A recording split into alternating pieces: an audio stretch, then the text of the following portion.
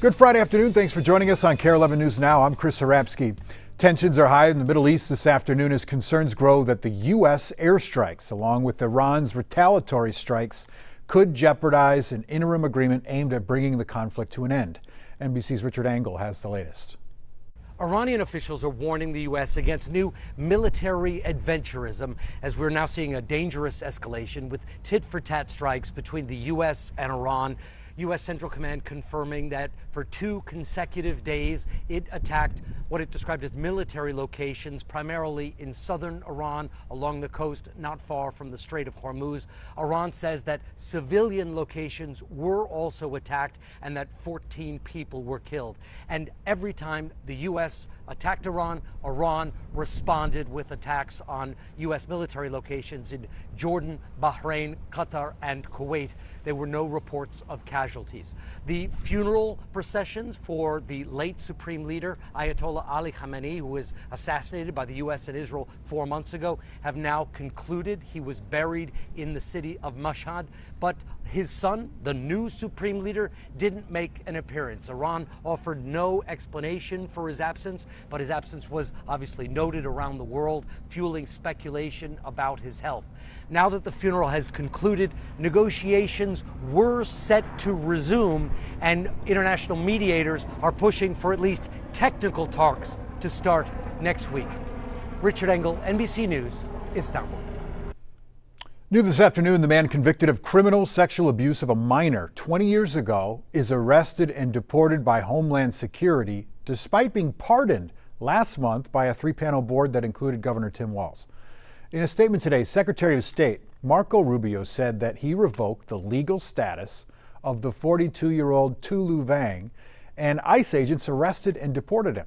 Now, this comes after the Board of Pardons, like I said, led by Governor Tim Walz, pardoned Vang on June 10th after he took responsibility for sexually abusing a 10-year-old girl when he was 18.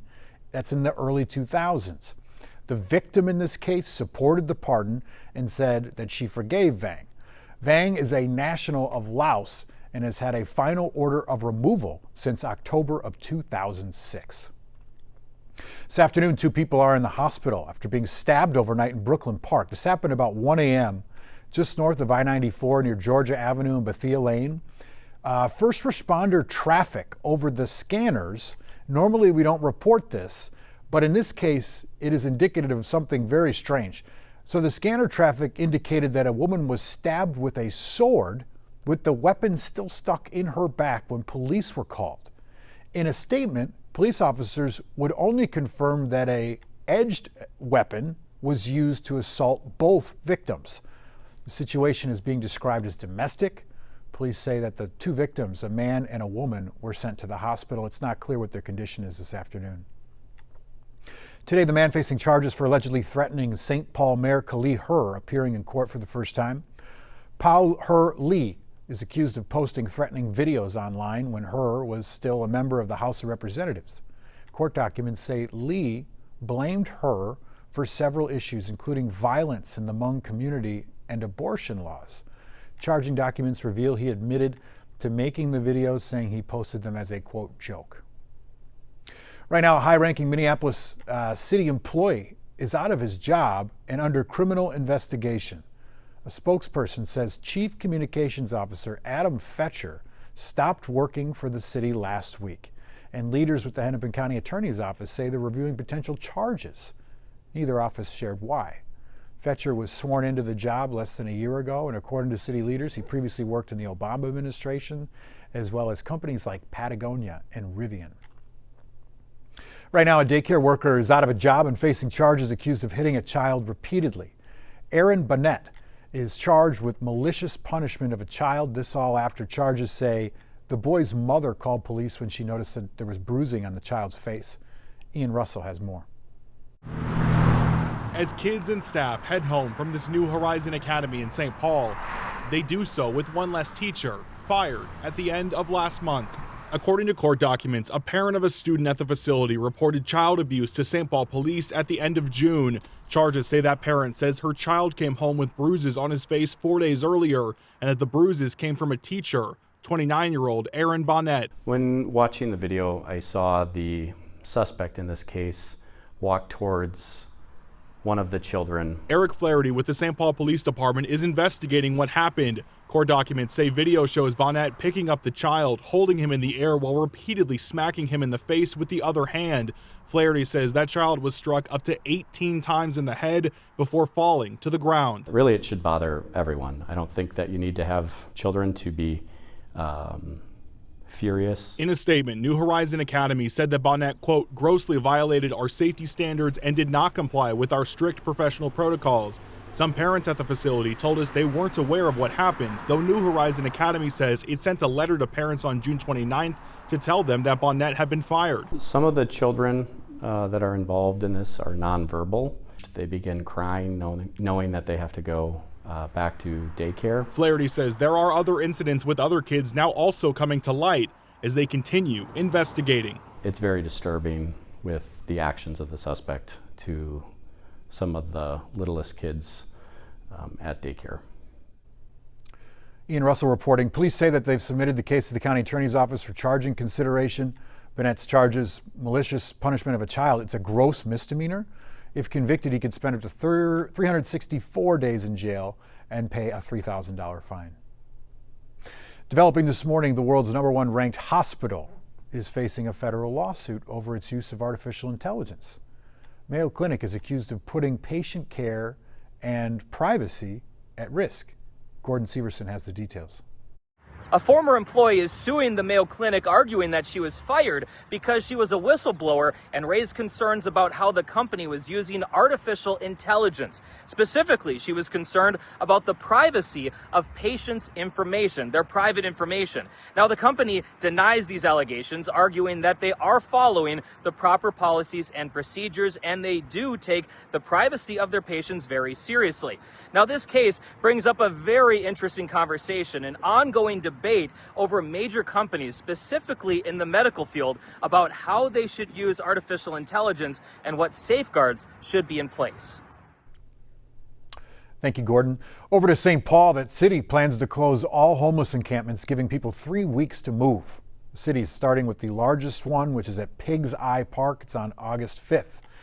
City leaders say the encampments are a public health and safety concern, and they're going to take a service-focused approach, connecting people with resources. But volunteer outreach coordinators don't think that there's a lot of sincerity behind it. They say this approach is the wrong one to take. My concern is we're breaking up a community. They're going to scatter and have less resource, less safety around them, and no true improvement in where they're at life-wise. That man you just heard from is Joseph Nelson. He says encampments like this create a central location for volunteers like him to bring food, clothes, and housing resources. He says people in the camp are panicking over the city's decision. Right now, a pilot is in the hospital after a plane crash in Winona County. It happened near the intersection of County Road 6 and County Road 33. It's near Lewiston. It's just before 7 o'clock last night. The Winona County Sheriff's Office told us that they believe the pilot experienced engine trouble and was trying to make an emergency landing. He was the only person on board. New this afternoon, President Trump says he will not sign the bipartisan housing affordability bill, which is set to become law at midnight tonight. That is, if he doesn't veto it first. The hang-up centers on the president's push to overhaul elections. See, Trump wants Congress to make proof of citizenship a requirement to register to vote and require personal identification at the polls. The elections bill does not have enough support in Congress to pass right now. This afternoon, growing calls for the answers in the death of a Mississippi college football player. 18-year-old Nolan West was last seen on the 4th of July on a trip with friends. Authorities say they took a boat to an island off the coast of Mississippi. He was later reported missing by his family, and after his friends returned home without him. Wells's body was recovered Monday morning from the water near the island. It's not clear why he was left behind or how he may have ended up in the water. It is so many things that don't pass the smell test here. His family and a lot of his friends are not accepting that this was a drowning, an accidental drowning. That was civil rights attorney Ben Crump, who's representing the family. He represented George Floyd's family as well here in Minneapolis and others. He says he's ordering an independent autopsy in addition to the one that the state did. The state medical examiner's results are expected within the next week. Got a heads up this afternoon for frequent flyers. Delta says its flights aren't getting any cheaper anytime soon. Company CEO says supply and demand drives airfares, and right now, demand is strong. According to new numbers out today, Delta's airfares rose 11 to 12%. At the same time, the company's fuel prices spiked 75% compared to last year.